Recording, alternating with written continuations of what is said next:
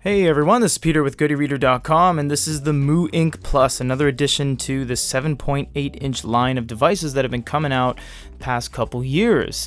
This is a Taiwanese company. We'll just go over some light specs: 1404 by 1872, 300 ppi.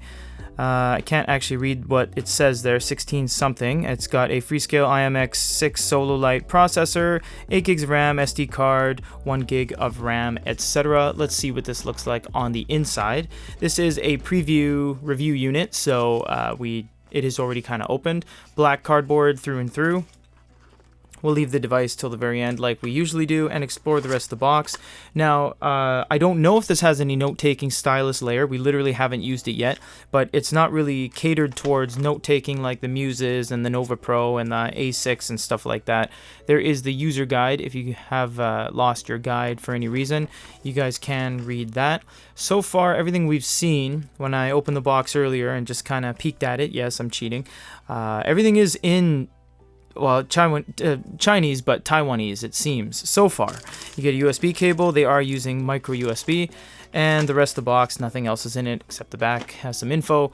Here is the unit itself. It is a very nice flush screen and bezel, and what stands out the most, for me at least, is the physical page turn buttons, and they're kind of like the space bar on your keyboard, because it doesn't matter where you press on it, it does press down, and it does look like the middle does something as well, because when you press the middle, it presses down as well, so there might be 3 keys here: top, bottom, and middle.